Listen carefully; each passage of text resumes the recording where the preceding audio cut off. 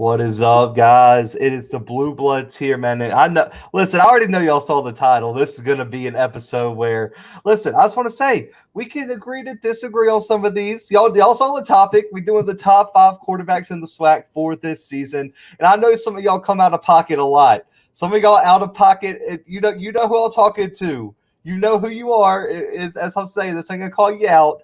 You out of pocket sometimes. We can agree to disagree. You already know what to do. Comment below your opinion, and we'll get back to you, man. We always try to respond to comments, like comments, be interactive with y'all. So comment below. Y'all know the topic. Y'all know where to get it at. But first, let's do some announcements real quick. Go check out our interview today with Isaiah Chambers. Those of y'all who don't know who he is, he was a top 5 finisher for the Buck Buchanan Award given to the top defensive player in FCS. He was the Southland Defensive Player of the Year. He was a consensus first-team All-FCS American defensive end for McNeese State. Isaiah Chambers is going to be on your draft board come this year, so make sure to go check that interview out.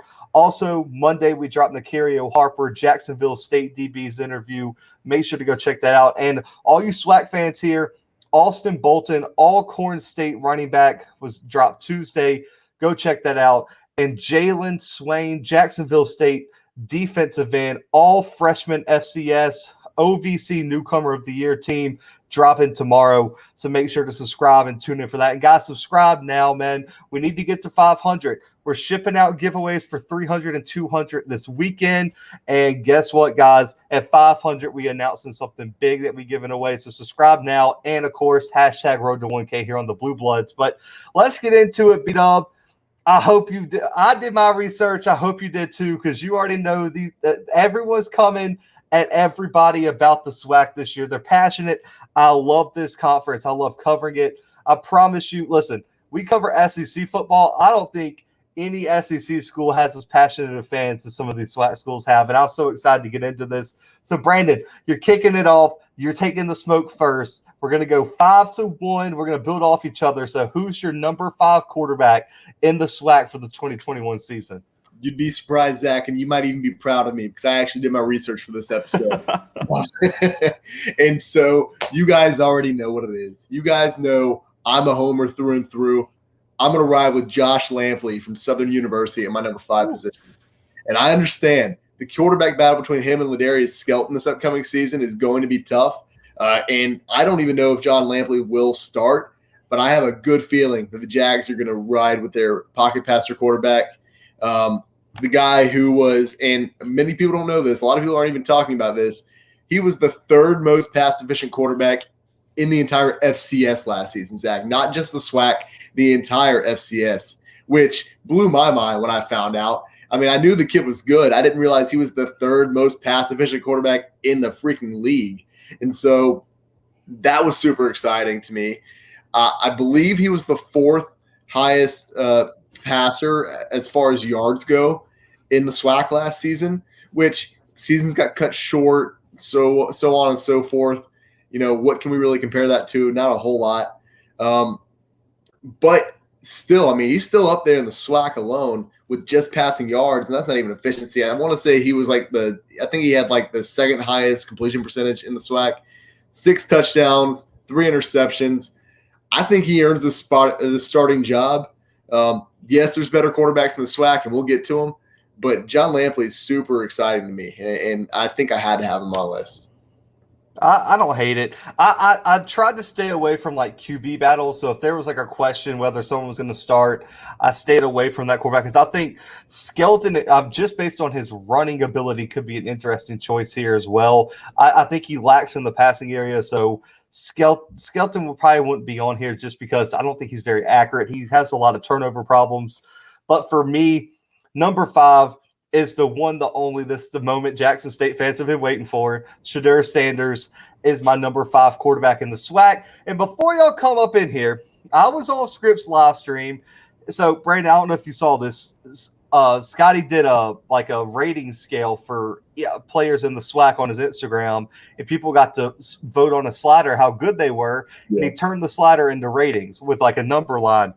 They voted, I think Shedeur was a 78 overall, 79 overall, And he apparently had people blowing up his DMs saying that this was blasphemous, that he should be a 99 overall, yada, yada, yada. Listen, guys, the 5th best quarterback in a conference for someone who hasn't played a single down of football is really good. I mean, he's already above so many quarterbacks that have played downs of football, and I mean, he's out of Trinity Christian School. I mean, what do y'all already not know about him? I mean, he was the number 239 ranked player in the country. 123 passing touchdowns, Brandon, 19 interceptions, over 8,000 yards passing in his 3 years in high school. The kid is so talented.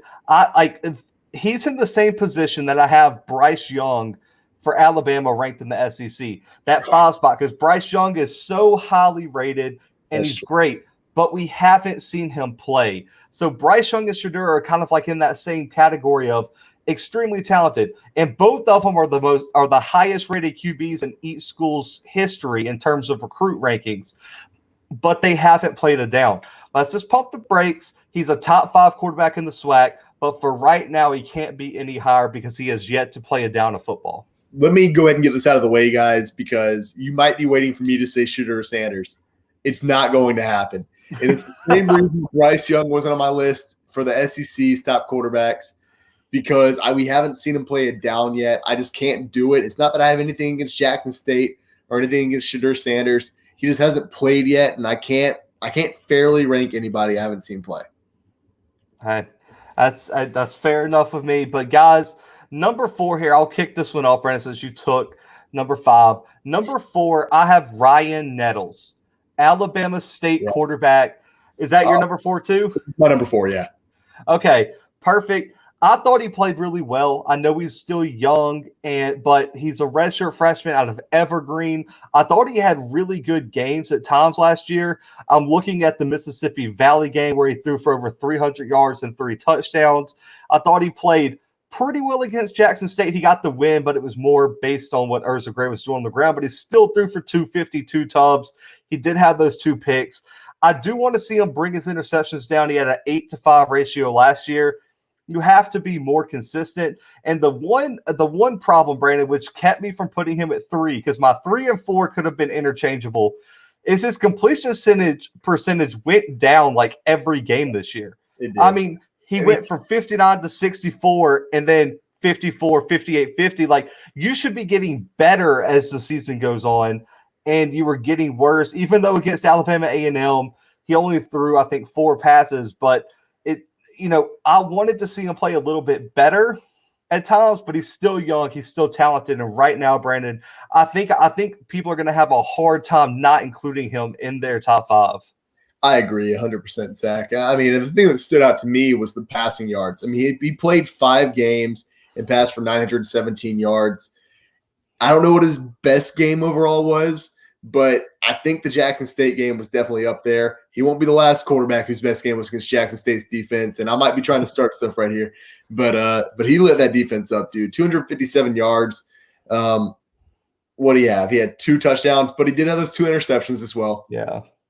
It's tough though. It's tough. I mean, it was his second game as like the starter, and Jackson State came in like that because you got to remember, like, until like they came into that game thinking like, okay, they were going to come in there and put one on Alabama State, especially after what just happened with Jackson State.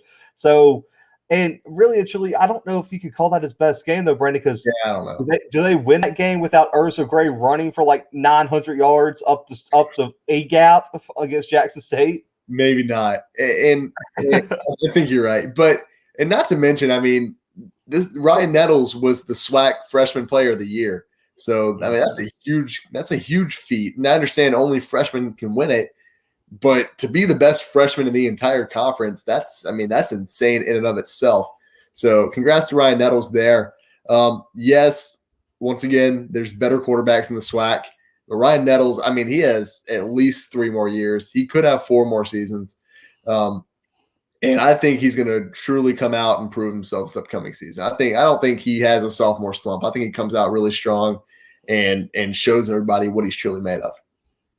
I agree, man. So let's go to 3. I got a feeling our final three have to be the same, unless you just go off the rails here. But I'll let you go ahead, man. Who's your number three? Because I really hope it's the same.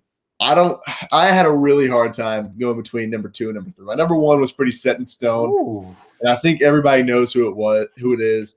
And the only reason my number 3 didn't get the number 2 spot is because we didn't see him play last season, Zach. You didn't.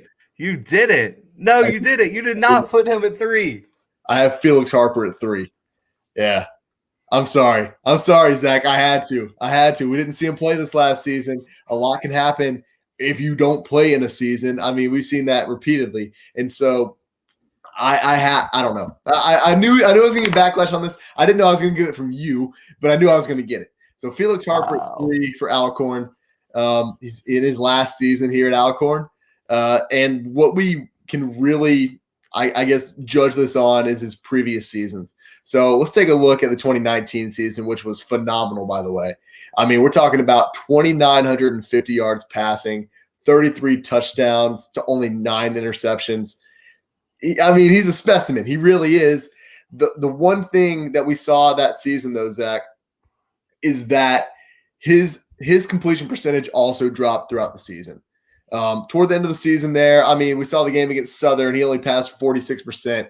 The game against North Carolina A&T, he passed for 59%. I mean, those are the last 2 games of the season. But he's starting out the season. I mean, he only passed 1 time against Southern Miss, but it was a completion, so he has 100% there. But we see 67 or 68% against Prairie View. We see 70% against Mississippi Valley State, 76% against Savannah State. And throughout the season, it kind of seems like he degresses. He gets a little bit, I'm not going to say worse, but he doesn't show out nearly as much as he did at the beginning of the season, Zach. And don't get me wrong, I'm not like rooting for his downfall or anything. I'm hoping he comes out and lights it up. I hope that he comes out and shows me that he is the number 1 quarterback in the SWAC this next season. And you know what? He might, because I feel like he'll have a chip on his shoulder because of guys like me who are counting him out because he didn't play last season, because his team didn't play last season. I had to have him at number 3, man. I know you hate it, but that's what it is. Oh, man. We'll get there. Let me just do my number 3 real quick. This is ridiculous. I never thought Felix. I thought the top 2 were just like guarantees. Like there was no question who was 1 and who was 2. Nope. Never any guarantees. Okay. Well, I guess this guy's your number 2, and if he isn't, I'm just going to delete you off the call. Skyler Perry, UAPB quarterback, is my number 3 quarterback out of New Orleans, Louisiana, man. And the reason I have him so high is this year, Brandon, I thought he outplayed everybody's expectations, just in my opinion. I mean, I get it. His last game, those 3 interceptions against Alabama A&M probably cost them the SWAC championship, but you got to also look past that and look at the Grambling performance, man. Over a 60% completion percentage, 346 yards passing, 4 touchdowns against Prairie View, 4 touchdowns and only 1 interception. I know he completed less than 50% of his passes, but he was putting them in the end zone. And the only thing I worry about with him is turnovers. That's the only really thing keeping him way behind Felix Harper, Brandon, because Felix Harper went through the whole season with 33 tubs and only like 8 interceptions. This kid threw 6 interceptions in 4 games because he didn't throw one against Southern. So in the last 4 games of the season, he threw 6 interceptions. That cannot happen if you expect UAPB to repeat and get to the SWAC championship. You're going to have to protect the ball, but I love this kid's it factor. I think he's a gamer. I think he has a lot of potential, and I think this year UAPB and Skyler Perry might be one of the most underrated duo in the SWAC.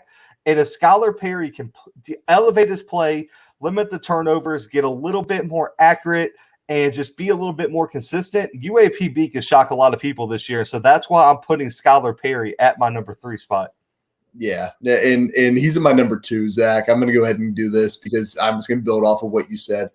And you know, the first thing you mentioned was the Alabama A&M game where he had those 3 interceptions. But there's still a bright spot here for him because this was his highest completion percentage game. He had 64% completion rate on this game. And he looked bad with those 3 interceptions. It's the game that took him from 3 total interceptions all season to 6. And that's a big leap. Only one touchdown to show for it, but he passed for 231 yards and 64% completion, Zach. And I'm not going to fault him for that. He had 71 yards on the ground that game. The kid's a stud, and I have to give props to anybody who went through this past season, because with all the errors, with everything that happened, FCS doesn't even start playing until spring, so you have to wait a full off season. You have to wait a full season basically, and then play in what's supposed to be your off season. So I'm going to give the benefit of the doubt, and I get it. I understand that Felix Harper couldn't control whether he played or not last season. And I'm not going to fault him for that, but I am going to give Skyler Perry a little bit of a reward for being on a team that did play. He impressed me, Zach. He had the second most passing yards in the SWAC last season with 1,236. 13 touchdowns is super impressive in this shortened season. And really, had he not played against Alabama A&M, or had Alabama A&M's defense not shown up in that last game, he would only have, 3 or 4 interceptions, but he threw those. 3, yeah. He impressed me all season long, and I'm excited to see what he does this upcoming season. Oh, man. All right, education time.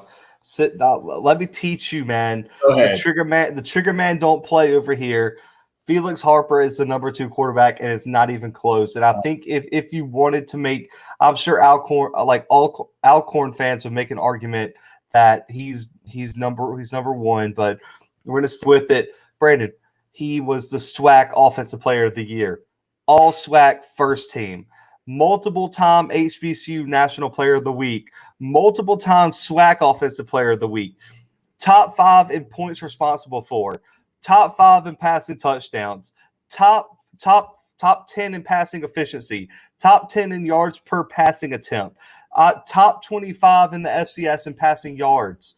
What do you want from this? Like, what did he have to do, Brandon?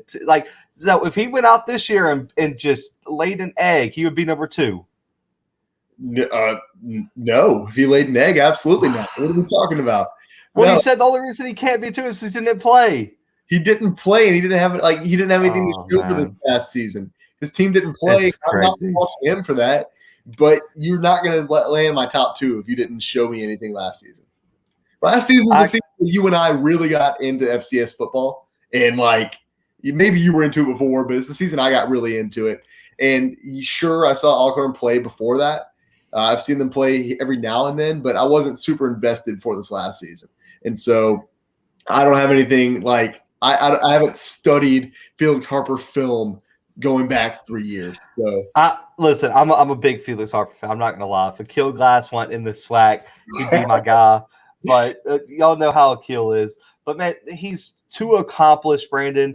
He's been to a Celebration Bowl. He's done it on the biggest stage, and so Alcorn and Felix Harper, man, you can't overlook him. And I feel like because they didn't play, Brandon, we talked with Austin Bolton about this, that there's a lot of people that just forget Alcorn is a thing almost. Is Jackson State going to get there? Is Alabama A&M going to repeat? Is FAMU going to shock the world? It's let's pump the brakes. Alcorn was the SWAC champions, and they just happened not to show up to the party. I mean, I guess so. So I've got Felix Harper. I think he's a playmaker. I think he's one of the more accurate quarterbacks. I think he's one of the more accomplished quarterbacks. And Brandon, what's the common thing we've talked about with all the other quarterbacks on the list, other than Shedeur, who didn't play? He hasn't played a game yet. Turnovers.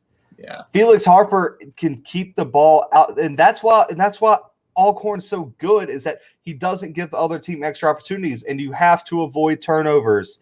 As a quarterback, Felix Harper is one of the best in the conference doing that, and he's a playmaker, and he's a baller, and he's the leader of this offense. So Felix Harper is number 2 for me. So let's just go ahead. Y'all know who's number 1, and if you don't know who's number 1, apparently you haven't been watching the show long enough, and let's go back and check out our Aqeel Glass interview. And it's Aqeel Glass, number 1 quarterback. And I would argue, Brandon, coming into the season, maybe the FCS and definitely the SWAC. I mean, what do you guys want me to tell y'all about Aqeel Glass? Let's skip last season real quick, and let's go back to what he's done so far. 2,400 yards in 2018 with 20 touchdowns, 9 interceptions.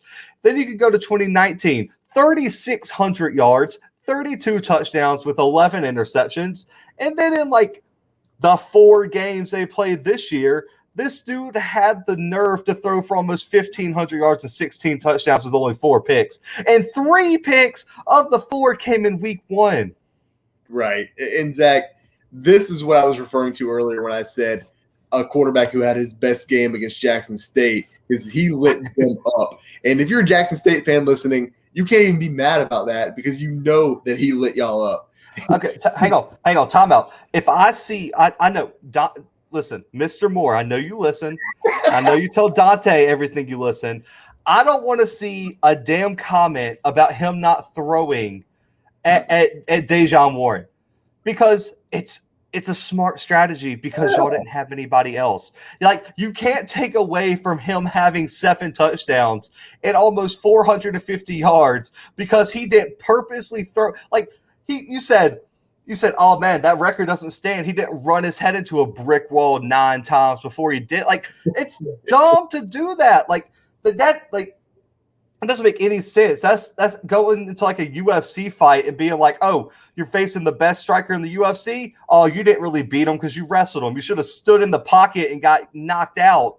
Like, you don't attack your opponent's strength. You attack your weaknesses. Yes, he did throw at Dejon. Guess what? Nobody this year should throw at Dejon. It's like, oh my gosh. Yeah, no, you definitely shouldn't have. It's like you didn't throw at Stephon Gilmore. Oh no. Why? You don't do that. There's a reason why Jalen Ramsey doesn't lead the NFL in picks. It's because no one throws to his side. Right. That's what I'm saying. And so he might not have thrown toward his side of the field, but you know what he did? He had 6 touchdowns and went for his only rushing touchdown of the season. He put 42 on your head, and then you're gonna act like he didn't. So he gave you a 40-piece McNugget, and y'all over here talking about he didn't throw to one side of the field. I don't want to hear it.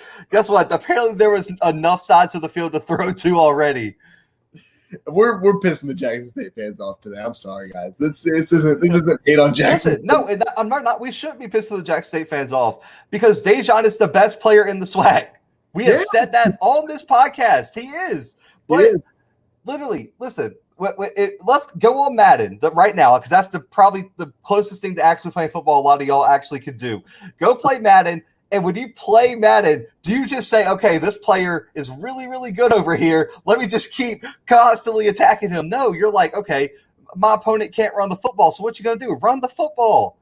Yeah. Like, what do you do? Like, what? Yeah. I don't know, man. But anyway. That's crazy. Anyway. That's so crazy. You said he had the nerve to pass for 1,600 yards or 1,400 yards.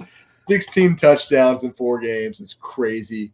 17 total, obviously. Like I said, his only rushing touchdowns against Jackson State. He should have won the Walter Payton Award. Casey Kelly, we're coming for your neck.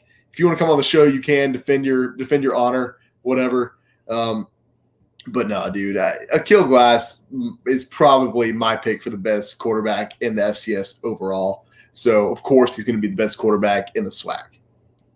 And, guys, they added weapons, too. They did. Let's stop acting like Aqeel's doing this by himself, too.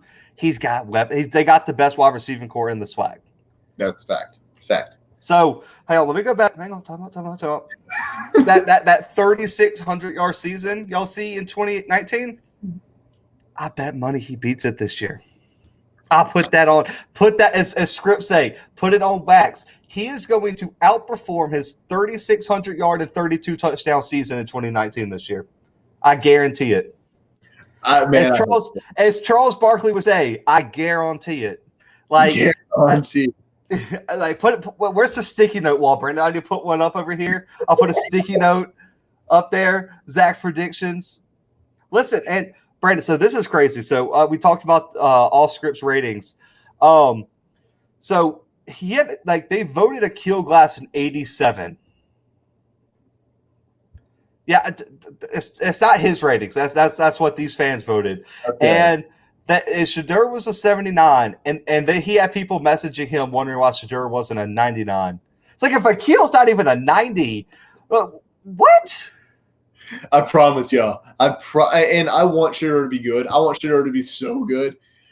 I don't ever see him surpassing what Aqeel's done. I just don't. Because you know what? It's not like no one could ever touch it, but I feel like Aqeel is kind of generational in what he's done at Alabama A&M. And I don't feel like I'm saying that. I feel like that's a totally sane thing to say. I agree. Aqeel Glass is the best quarterback in the SWAC, guys. That's how we drop in the mic right there. But guys, listen, if you don't agree, that's fine. That's fine. Comment below your top 5. Rank them. Give us like your brief justification. I will comment back. Brandon will comment back. We will let y'all know what we think about it. We'll give y'all the shine. And listen, we were supposed to have a live last weekend. Your boy got called into work. Listen, until y'all start paying us for this, I gotta have a job. So unless y'all forking up some money to your boy, I don't want to hear it. So here's what we'll do. We're gonna start fans. That's what. Facts. I do not work this weekend, so I will come on. Okay, me and Beat Up. We'll get the time down. We'll talk off camera. We will live stream Saturday. We will announce it tomorrow. Either both of us or one of us will have a live stream Saturday, probably in the afternoon. And if y'all have a problem, comment below y'all's rankings, and we'll talk about it on the live stream. I got y'all. Hey, we'll give y'all a voice. Listen, this is y'all's podcast too. So subscribe now so y'all don't miss the live stream, and we want all the smoke. So bring it right here on the Blue Bloods. I'll leak my personal phone number. I'll let you guys give me a call. And we'll hash it out over the phone. I like. I'll have to get with Scotty. I'll be like, yo, bro, hook me up with the live call in. But guys, make sure to subscribe now, man. Listen. I know we always plug. Make sure to go check out Cut Day. Make sure to go check out All Script. Go check out Coach Walker at Tomorrow's Leader Sports Network. I can't remember his name ever. It's like Legion of College Football or something like that. It's Legion something. Our guy, go check him out too. Go check out Couch Coach, man. All those are great YouTube channels. But I'm not gonna lie, man. Y'all need to subscribe to us. We are the only ones out here covering FCS, HBCU, Power 5, Group of 5. We got it all right here on the Blue Bloods. Go ahead, man. They don't even know, Zach. They don't even know about the guests we got coming up. They don't even know. Man, listen, it's just beginning, man. Well, let's just say we got an FCS Player of the Year on the way. We got a Power 5 All-American on the way who was on a top 10 team this year. I'll just drop it right there. That's all we can tell you until we get the date hooked up with the agent. More stuff's coming. So subscribe now. Yeah, he's just an agent. That's it. He was an agent for a top 10 player. That's what we got going on. But now we got the player. But guys, subscribe now. Like this video, man. Go find your school. Go find an interview you want to catch, man, and spread the word about the Blue Bloods, man. We appreciate all the support, guys. Y'all have no idea how much we appreciate it. But for my boy Beat Up, for myself, for the Blue Bloods, man, we are out.